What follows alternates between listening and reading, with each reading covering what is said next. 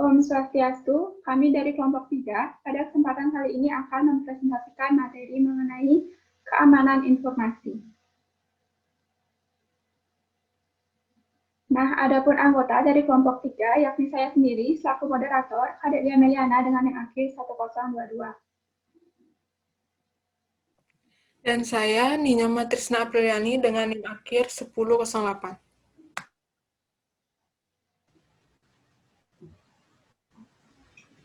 Dan saya, Nur Syafa'ah dengan NIM akhir 1025. Dan saya, Kadek Dwi Apriantini dengan NIM akhir 1030. Saya, Nilo Ayu Komang Festianingsih dengan NIM akhir 1031. Untuk mengefisienkan waktu, langsung saja pada materi keamanan informasi ini, kita akan pelajari mengenai kebutuhan organisasi akan keamanan dan pengendalian. Yang kedua, yakni keamanan informasi. Yang ketiga, manajemen keamanan informasi. Yang keempat, persoalan e-commerce. Yang kelima, manajemen risiko. Yang keenam, kebijakan keamanan informasi. Yang ketujuh, pengendalian. Yang kedelapan, dukungan pemerintah dan industri. Dan yang terakhir, yakni manajemen keberlangsungan bisnis. Nah, untuk materi yang pertama, dipersilakan untuk rekan saya menjelaskannya. Baik, materi yang pertama yaitu kebutuhan organisasi akan keamanan dan pengendalian. Saat ini, banyak organisasi yang sadar akan pentingnya menjaga keamanan dan pengendalian sumber daya yang dimilikinya, dari ancaman, baik secara langsung maupun tidak langsung, ataupun secara internal maupun eksternal. Dalam hal ini, ada dua isu yang perlu kita atasi. Yang pertama yaitu isu keamanan versus hak-hak individu, di mana pada isu ini yang menjadi tantangan yaitu bagaimana mengimplementasikan keamanan yang cukup serta alat-alat pengendalian yang tidak melanggar hak-hak individu yang dijamin oleh konstitusi. Untuk isu yang kedua yaitu keamanan versus ketersediaan. Isu ini amat menonjol pada bidang pelayanan medis, di mana kekhawatiran akan privasi catatan medis individu menjadi pusat perhatian. Next. Materi yang kedua yaitu keamanan informasi. Keamanan informasi adalah suatu upaya untuk mengamankan aset informasi dari adanya ancaman yang mungkin terjadi, demi kepentingan yang merugikan organisasi atau perusahaan, serta mencegah akses, penggunaan, pengungkapan, gangguan, modifikasi, atau penghancuran informasi yang tidak sah. Dalam keamanan informasi ada 3 aspek yang perlu kita perhatikan, yaitu yang pertama yaitu aspek kerahasiaan. Pada aspek kerahasiaan, keamanan informasi menjamin bahwa hanya mereka yang memiliki hak yang boleh mengakses informasi tertentu. Aspek yang kedua yaitu integritas. Pada aspek integritas, keamanan informasi menjamin kelengkapan informasi dan menjaga dari kerusakan atau ancaman lain yang mengakibatkan perubahan informasi dari aslinya. Aspek yang ketiga yaitu ketersediaan. Pada aspek ketersediaan, keamanan informasi memastikan pengguna dapat mengakses informasi kapanpun tanpa adanya gangguan dan tidak dalam format yang tidak bisa digunakan. Sekian pemaparan materi dari saya. Selanjutnya akan dilanjutkan oleh rekan saya. Silakan. Baik, saya akan menjelaskan materi selanjutnya, yaitu tentang manajemen keamanan informasi. Sebelumnya, saya akan menjelaskan tentang apa sih itu manajemen keamanan informasi. Manajemen keamanan informasi merupakan sistem manajemen yang digunakan untuk mengukur, memonitor, dan mengendalikan keamanan informasi perusahaan. Dalam bentuk yang paling dasar, manajemen keamanan informasi terdiri dari 4 tahapan. Yang pertama yaitu mengidentifikasi ancaman yang dapat menyerang sumber informasi perusahaan.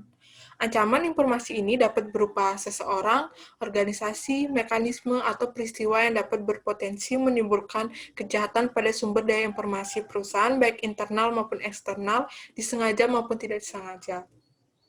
Yang kedua yaitu mengidentifikasi risiko yang mungkin ditimbulkan oleh ancaman tersebut. Ancaman yang dapat ditimbulkan tersebut yaitu dapat berupa pencurian, penyingkapan tidak sah, penggunaan tidak sah, pembinasaan, dan pengingkaran layanan tidak sah, serta modifikasi yang tidak sah. Yang ketiga yaitu menetapkan kebijakan-kebijakan keamanan informasi.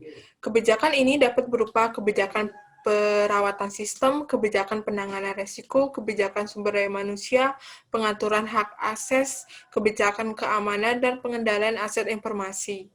Yang keempat yaitu melaksanakan pengawasan terhadap hal-hal yang berhubungan dengan risiko keamanan informasi. Next. Yang berikutnya itu personal e-commerce. E-commerce memperkenalkan suatu permasalahan keamanan baru, yaitu munculnya pemalsuan kartu kredit. Yaitu kartu kredit sekali pakai. Kartu kredit sekali pakai ini bekerja dengan cara berikut, yaitu saat pemegang kartu ingin membeli sesuatu secara online, ia akan memperoleh angka yang acak dari situs web perusahaan kartu kredit tersebut. Angka inilah bukan nomor kartu kredit pelanggan tersebut yang lalu diberikan kepada pedagang e-commerce yang kemudian melaporkannya ke perusahaan kartu kredit untuk pembayaran. Selanjutnya yaitu praktek keamanan yang diwajibkan oleh Visa. Visa mengumumkan 10 praktek terkait keamanan yang diharapkan perusahaan ini untuk diikuti oleh peritelnya. Peritel yang memilih untuk tidak mengikuti praktek ini akan menghadapi denda, kehilangan keanggotaan dalam program Visa, atau pembatasan penjualan dengan Visa. Peritel ini harus, pertama yaitu memasang dan memelihara firewall, yang kedua memperbaharui keamanan, yang ketiga melakukan enkripsi data yang disimpan, yang keempat melakukan enkripsi pada data yang dikirim, yang kelima menggunakan memperbaharui peranti lunak antivirus, yang keenam yaitu membatasi akses data kepada orang-orang yang ingin tahu, yang ke-7 yaitu memberikan ID unik kepada setiap orang yang memiliki kemudahan mengakses data. Yang ke-8 yaitu memantau akses data dengan ID unik. Yang ke-9 tidak menggunakan kata sandi default yang disediakan oleh vendor. Dan yang ke-10 yaitu secara teratur menguji sistem keamanan. Selain itu, Visa mengidentifikasi ada 3 praktik umum yang harus diikuti oleh peritel dalam mendapatkan keamanan informasi untuk semua aktivitas, bukan hanya dengan berhubungan dengan e-commerce. Yaitu yang pertama yaitu menyaring karyawan yang memiliki akses terhadap data, yang kedua tidak meninggalkan data atau komputer dalam keadaan tidak aman, dan yang terakhir yaitu menghancurkan data jika tidak dibutuhkan. Sekian yang bisa saya sampaikan, akan dilanjutkan oleh teman saya.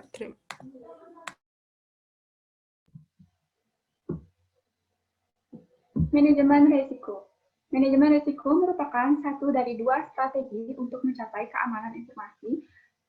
Nah, pada manajemen risiko ini, risiko dapat dikelola atau dapat dihilangkan. Kemudian, pendefinisian risiko terdiri atas 4 langkah. Yang pertama yaitu identifikasi aset-aset bisnis yang harus dilindungi dari risiko. Yang kedua, menyadari risikonya. Yang ketiga, menentukan tingkatan dampak pada perusahaan jika risiko benar-benar terjadi. Dan yang terakhir, menganalisis kelemahan perusahaan tersebut. Next.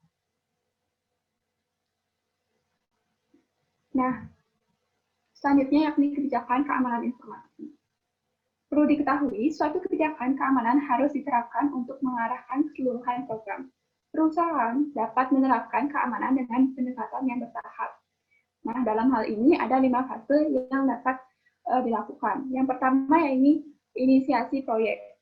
Nah, selanjutnya di fase 2 yakni penyusunan kebijakan, di fase 3 konsultasi dan persetujuan, di fase 4 kesadaran dan edukasi, dan yang terakhir penyebarluasan kebijakan. Sekian yang dapat saya jelaskan, dilanjutkan oleh rekan saya.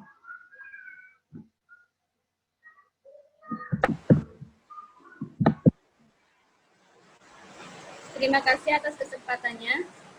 Selanjutnya, saya akan menjelaskan mengenai kebijakan keamanan yang terpisah dikembangkan untuk yang pertama, keamanan sistem informasi, yang kedua, pengendalian akses sistem, Yang ketiga, keamanan personel.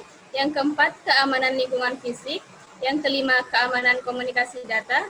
Yang keenam, klasifikasi informasi. Yang ketujuh, perencanaan kelangsungan usaha. Dan yang terakhir adalah akuntabilitas manajemen. Kebijakan terpisah ini diberitahukan kepada karyawan dalam bentuk tulisan melalui program pelatihan dan juga edukasi. Setelah kebijakan ini diterapkan, maka pengendalian dapat diimplementasikan. Selanjutnya adalah pengendalian. Pengendalian atau kontrol merupakan mekanisme yang diterapkan baik digunakan untuk melindungi perusahaan dari risiko atau untuk meminimalkan dampak risiko tersebut pada perusahaan jika risiko tersebut terjadi. Adapun pengendalian ini dibagi menjadi 3 kategori, diantaranya pengendalian teknis. Pengendalian teknis atau technical control adalah pengendalian yang menjadi satu di dalam sistem dan dibuat oleh para penyusun sistem selama masa siklus penyusunan sistem. Dibuat berdasarkan peranti keras dan juga peranti lunak. Adapun yang paling populer dari pengendalian teknis ini yaitu pengendalian akses, sistem deteksi gangguan, pengendalian kriptografis, dan juga pengendalian fisik. Yang kedua adalah pengendalian formal. Pengendalian formal mencakup penentuan cara berperilaku, dokumentasi prosedur, dan juga praktik yang diharapkan, pengawasan, serta pencegahan perilaku yang berbeda dari panduan yang berlaku. Yang ketiga adalah pengendalian informal. Pengendalian informal mencakup program-program pelatihan dan juga edukasi, serta program pembangunan manajemen yang ditujukan untuk menjaga agar para karyawan memahami serta mendukung program keamanan tersebut. Sekian penjelasan dari saya. Penjelasan selanjutnya saya berikan kepada rekan saya. Waktu dipersilahkan.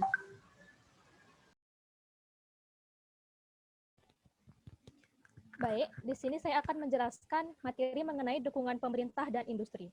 Beberapa organisasi pemerintah dan internasional telah menentukan standar-standar yang ditujukan untuk menjadi panduan bagi organisasi yang ingin mendapatkan keamanan informasi.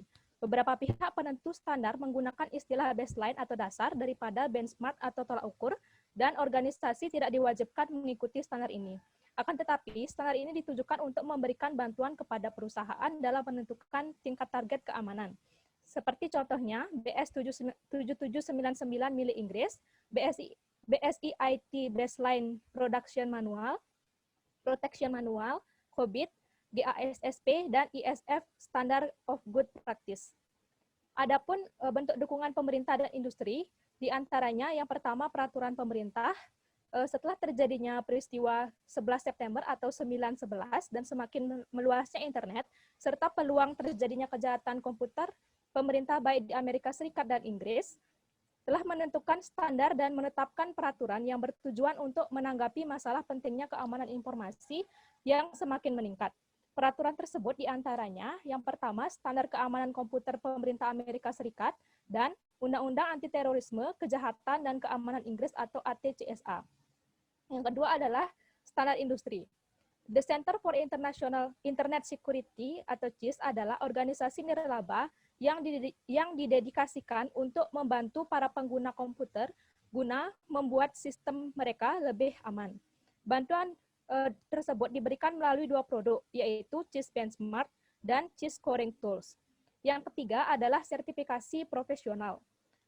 Mulai tahun 1960-an, Profesi TI mulai menawarkan program sertifikasi yang meliputi Asosiasi Audit Sistem dan Pengendalian, Konsorsium Sertifikasi Keamanan Sistem Informasi Internasional, dan Institut SANS. Dan yang keempat adalah meletakkan manajemen keamanan informasi pada tempatnya. Perusahaan harus mencanangkan kebijakan manajemen keamanan informasi sebelum menempatkan pengendalian, yang mana kebijakan ini dapat dibuat berdasarkan identifikasi ancaman dan risiko ataupun berdasarkan panduan yang diberikan oleh pemerintah dan asosiasi industri. Yang selanjutnya adalah manajemen keberlangsungan bisnis. Manajemen keberlangsungan bisnis atau business continuity management merupakan suatu aktivitas yang ditujukan untuk menentukan operasional setelah terjadinya gangguan sistem informasi. Adapun subrencana umum yang dapat menjawab beberapa kontingensi yang bersifat spesifik, di antaranya rencana darurat atau emergency plan, yang menyebutkan cara-cara yang akan menjaga keamanan karyawan jika bencana terjadi. Cara ini mencakup sistem sistem alam, prosedur evakuasi, dan sistem pemadaman api. Yang kedua, rencana cadangan atau backup plan. Perusahaan harus mengatur agar fasilitas komputer cadangan tersedia seandainya fasilitas yang biasa hancur atau rusak, sehingga tidak dapat digunakan lagi. Yang ketiga, yaitu rencana catatan penting atau vital record, yang meliputi dokumen kertas, mikrofilm, dan media penyimpanan optis dan magnetis yang penting untuk meneruskan bisnis perusahaan tersebut. Sekian pemaparan materi dari saya. Waktu saya berikan kepada moderator.